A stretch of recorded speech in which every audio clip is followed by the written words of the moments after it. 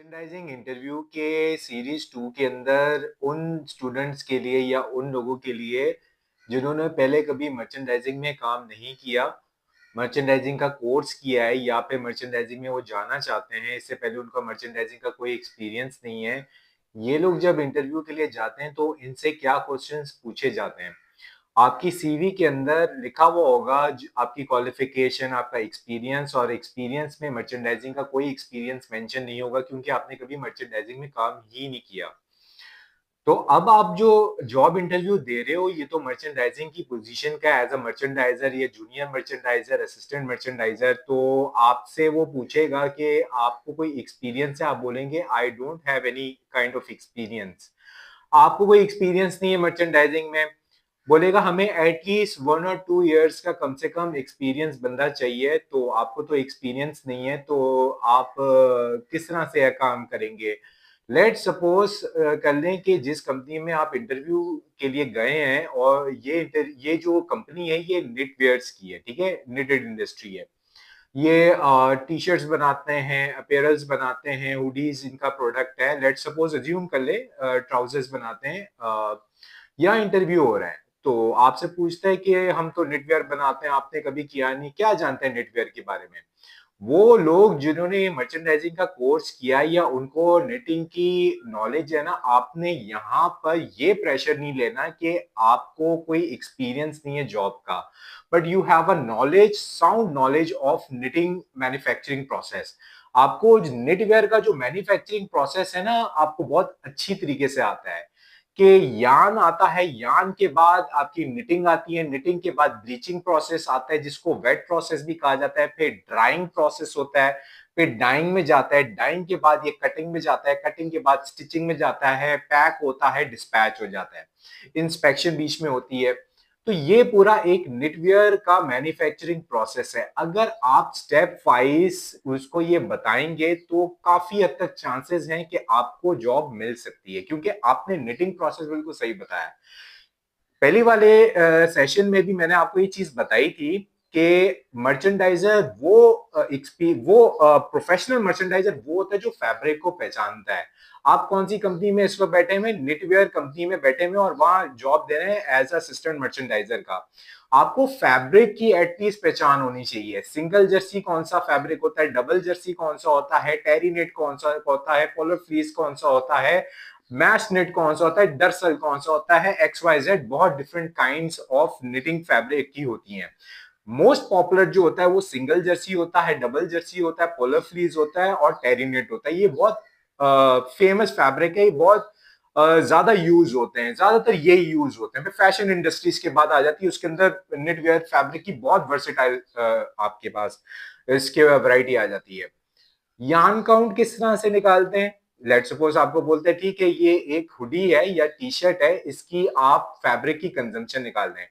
Netware की जो fabric की कंजम्पशन होती है वो वेट में निकलती है, मीटर में नहीं निकलती है, ये आपको पता होना चाहिए। ये प्लस होते जा रहे हैं आपके पॉइंट पे। आपका एक फार्मूला लगता है जिसमें आप फैब्रिक की यानी यार्न की कंजम्पशन को कैलकुलेट करते हैं, वो आपको पता होना चाहिए। फिर आपको पता होना चाहिए कि ये फैब्रिक जो निटेड फैब्रिक है ये जीएसएम में होता है, ओन्स में यूज होता है ज्यादातर। ज्यादातर ये जीएसएम में यूज होता है। यूएसए और यूके का स्टैंडर्ड फर्क है। यार्न काउंट निकालना आना चाहिए आपको, ठीक है। लैमिनेशन क्या हुई हुई है उसके ऊपर, एम्ब्रॉयडरी हुई हुई है, एप्लिक हुई हुई है, डिजिटल प्रिंटिंग हुई है, हीट ट्रांसफर प्रिंटिंग हुई है, स्क्रीन प्रिंटिंग हुई है, कौन सी प्रिंटिंग हुई है इसकी पहचान होनी चाहिए। स्टिल आपको कोई एक्सपीरियंस नहीं है बट आपने सारी चीजें फैब्रिक वो आपके सामने है। याद रखिएगा मर्चेंडाइजिंग का इंटरव्यू, वो इंटरव्यू लेने वाले का भी पता चल जाता है कि वो कितना प्रोफेशनल है। अगर वो प्रोफेशनल है और वाकई में वो इंटरव्यू लेना चाहते हैं, हर कोई आपके सामने प्रोडक्ट रखेगा, आपको बोलेगा ये फैब्रिक बताएं कौन सा है। आपने फैब्रिक को पहचाना है, कॉटन है, पीसी है, सीपी है, सीवीसी है, कौन सा कॉटन है, कौन सा फैब्रिक है ये, या आपका 100% पॉलिएस्टर फैब्रिक है, कौन सा फैब्रिक है। वो फैब्रिक को पहचान आनी चाहिए आपकी। ये अगर आपको अच्छी तरीके से प्रैक्टिस आप घर पे भी बैठ के कर सकते हो, कोर्स के दौरान कर सकते हो, या कहीं पर भी आप उठते बैठते अपने एनवायरनमेंट में, ऑफिस में ये चीजें डिस्कस करते रहते हो ना, आपकी यहाँ प्रैक्टिस हो रही है, आप फैब्रिक से फैमिलियर हो रहे हो, आप जान रहे हो, पहचान रहे हो फैब्रिक की लुक क्या होती है। फिर अगर एक स्टेप और आगे आप अच्छी तरीके से अकलमंदी से इसको लेके चलें, तो अगर आप फैब्रिक को ये भी बता दोगे कि ये फैब्रिक सर्कुलर निट पे क्या होता है और फ्लैट निटिंग मशीन क्या होती है, जिसको बेड निटिंग मशीन बोला बोला जाता है, ये क्या चीज होती है। आपने अभी तक निटिंग में कोई काम नहीं किया, बट थ्योरेटिकली या फिर आपको थोड़ी प्रैक्टिकली नॉलेज है, अब ये सारी कैलकुलेशंस आपको आती हैं, तो कोई ऐसी रीजन नहीं है कि आपका इंटरव्यू क्रैक ना हो सके। तो ये था उन लोगों के लिए जिनको कोई एक्सपीरियंस नहीं है, अपने ज़हन से ये बिल्कुल निकाल दें आपको एक्सपीरियंस नहीं है। मैंने भी अपनी टेक्सटाइल में पहली दफा जॉब एक डेनिम कंपनी में की थी, मुझे डेनिम का कुछ भी नहीं पता था, मैं डेनिम को डायमंड समझ के चला गया कि वो डायमंड की कंपनी है, कि डायमंड बनाती है। मैंने बोला बहुत बहुत अच्छी बात है, और क्या चाहिए।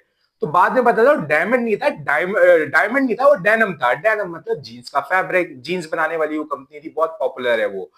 तो मुझे जॉब मिली, मेरे को तो कोई एक्सपीरियंस नहीं था, बट क्या था, कम्युनिकेशन स्किल्स, आपकी पर्सनालिटी, आपकी स्किल्स, आप किस तरह से बात करते हो, किस तरह। मेरे को तो कोई नहीं था, मैं तो बैंक से आया हुआ बंदा था उससे पहले।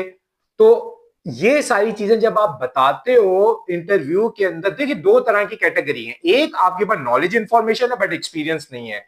आपने तरीके से कम्युनिकेट किस तरह से करना है, किस तरह से क्वेश्चन का आंसर देना है। ये ना करें जो क्वेश्चन पूछ रहे आप कोशिश करें कि क्वेश्चन जो पूछ रहे हैं ना उसमें से ऐसा एक पॉइंट निकालें और अपने स्ट्रॉन्ग एरिया में उसको ले आए। फिर वो आप बोलते रहेंगे और वो सुनता रहेगा और इंटरव्यू बहुत अच्छा होगा, डेफिनेटली आपको जॉब मिल सकती है। और आपकी कम्युनिकेशन बहुत अच्छी होनी चाहिए, किस तरह से आपने एलिब्रेट करना। एक कई ऐसे लोग होते हैं जिनको सब पता होता है, एक्सपीरियंस नहीं होता, बट बहुत इंटेलिजेंट होते हैं, सब सीखा हुआ होता है उन्होंने कोर्सेज के अंदर, बट वो इंटरव्यू इतना बुरा दे रहे होते हैं, उनको पता नहीं हो रहा था कि कहां से सर पकड़ना है, कहां से पैर पकड़ना है, वो फिर उनको जॉब नहीं मिलती। तो यहां समझने की क्या बात है कि आपके पास जो नॉलेज इंफॉर्मेशन है that is good, but how to communicate your knowledge information, that is very important. आपने कम्युनिकेट कैसे करना है, बहुत सी चीजें हैं, इट ऑल अबाउट साइंस, एक साइंस है। मैं अक्सर बहुत लंबा टॉपिक हो जाएगा, फिर वो किसी और में आपको सेशन में बताऊंगा कि किस तरीके से आपने ये एवेल्युएट करना होता है कि अगला बंदा आपसे क्या सवाल पूछ सकता है, उसके लिए आप मेंटली प्रिपेयर हो जाए पहले से। तो तैयारी करके अगर इंटरव्यू में जाएंगे, जब आप कोर्स करते हैं किसी भी चीज को छोटा ना समझें।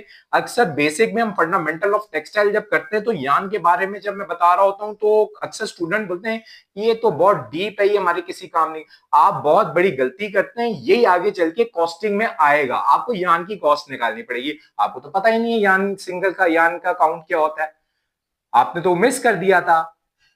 स्टेपल क्या होता है, फिलामेंट्स क्या होता है, यान का वेट किस तरह से निकालते हैं, कॉस्टिंग में फंस जाएंगे, क्योंकि कॉस्टिंग तो यहां से शुरू होती है।